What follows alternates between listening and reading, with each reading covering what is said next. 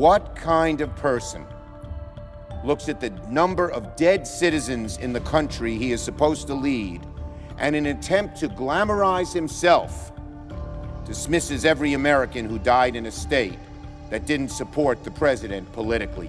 What a disgrace! We're in the middle of a global pandemic that has killed nearly 200,000 Americans, far more than the number of Americans who died in World War I. More than any other nation on God's green earth, more than countries with larger populations, and more than countries with mere fractions of our wealth and power. And here's how the president spoke about the number of American deaths yesterday at his press conference. Quote, "If you take the blue states out, we're at a level that anyone in the world would be at. If you take the blue states out, we're at a really very low level." Yes, Mr. President, if you don't count the total number of Americans who have died, you might think it's not so bad. If you close your eyes and pretend that half of the country doesn't exist, maybe some might think you didn't do such a spectacularly awful job. What kind of person looks at the number of dead citizens in the country he is supposed to lead and in an attempt to glamorize himself, dismisses every American who died in a state that didn't support the president politically? What a disgrace! It's monstrous. Not a shred of empathy, not an ounce of sorrow. What kind of president do we have? The president just wants you to see a graph about how his catastrophic failure to fight COVID-19 could have been worse. I suggest President Trump spend some time reading the stories of the men and women across the country who have passed away from this terrible virus. This isn't about a number. Oh, no. It's about the people that families and communities have lost, whether they be in red states or blue states. Many of these families have been unable to hold funeral services to properly mourn their loved ones for fear of spreading COVID to another member of their family. That's why these remarks by the president are so horrific. What does the outcome of an election determine if these lives should be counted? Isn't that awful? Why does the outcome of an election determine if these lives should be counted? Does he mean that the loss of Americans who lived in states with Democratic governors shouldn't count? If that's the case, President Trump is saying that the deaths of David Pittman of Somerset, Kentucky, and Patrick Manamy of Ypsilanti, Michigan, and Virgil Sutton of Dallas, North Carolina, don't count. Don't count. How about Ralph Davis, the high school basketball coach in Milwaukee, Wisconsin? Did his life not count because he lived in a state with a Democratic governor? What kind of demented person would say that those American lives don't count? The president also said, but some of those states, they were blue states and blue state managed. I suppose that means that the life of Dennis Wilson shouldn't count because he was an educator in Lenexa, Kansas. If only Mr. Wilson had lived 17 miles east in the Hickman Hills neighborhood of Kansas City, Missouri, maybe the president would think his life should have counted. How about Captain Doug Hickok? If he lived, I don't know, in Cheyenne, Wyoming, I suppose the president might have valued his life. Unfortunately for Captain Hickok, he lived 1,700 miles east in Bangor, Pennsylvania, so President Trump says his life isn't worth counting. Maybe I'm giving the president too much credit. You never really know what the heck he means when he talks. So it's possible that his definition of blue states isn't limited to states with Democratic governors.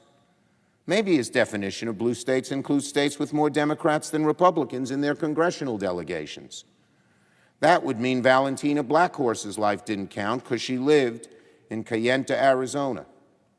Nor would the life of the Des Moines toddler who died from COVID in June.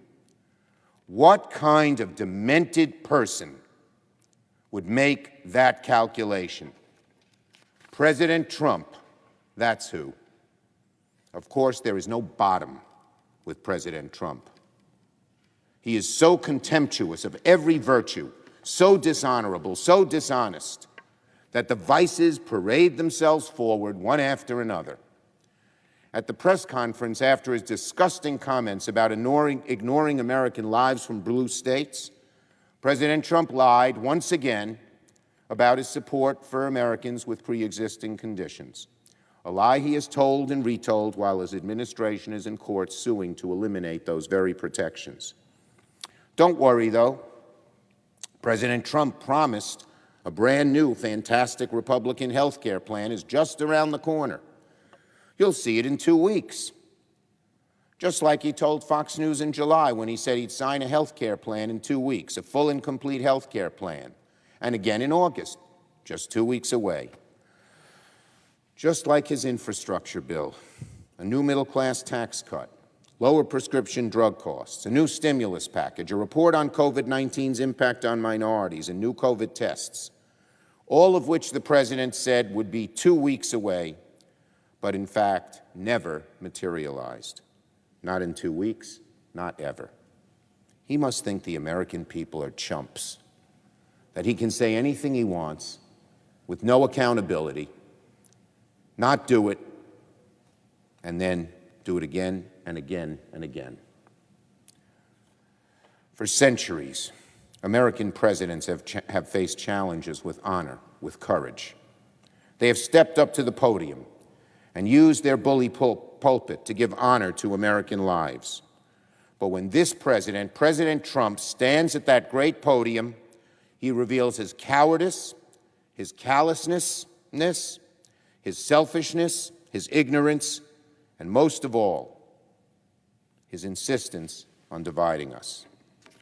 His inability and unwillingness to unite a grieving nation will be his legacy. When Donald Trump took the stage at the 2016 National Republican Convention, he painted a false portrait of a country in crisis and declared, quote, "I alone can fix it." 4 years later, the country faces actual crises, the greatest economic crisis in 75 years, the greatest public health crisis in a century. And President Trump now says, it is what it is. Could you have done more to stop it? I don't think so, he says.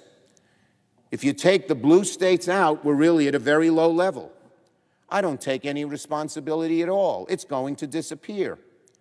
A lot of people think the masks are no good. When it gets a little warmer, it miraculously goes away. Then I see the disinfectant where it knocks it out in a minute. Is there a way we can do something like that by that injection? I'm not a doctor, but I'm like a person that has a good you-know-what. This man who said all these ridiculous, harmful things is leading the country through the worst public health crisis in a century. Americans don't have to ask themselves, as Reagan once asked, if they're better off now than 4 years ago. President Trump has told everyone exactly what the score is. When Donald Trump said he was running for office, he said, "I alone can fix it." When Donald Trump is running the country during the worst pandemic in the century, he says, "It is what it is." 5 words, both times 5 words. 5 words that sum up an approach to government and leadership that is completely antithetical to everything the word leadership means. Promise big, deliver zero, deliver small. That's President Trump's view of government. But when you don't have any responsibility, boast when you don't have any responsibility, shrink from it when you do. That's President Trump's view of public service. It has diminished our institutions and our democracy. He has cost our country its moral standing in the world. He has threatened the future of our planet, and he has cost Americans their health care, their jobs, and their lives. But it's not so bad if you don't count the numbers.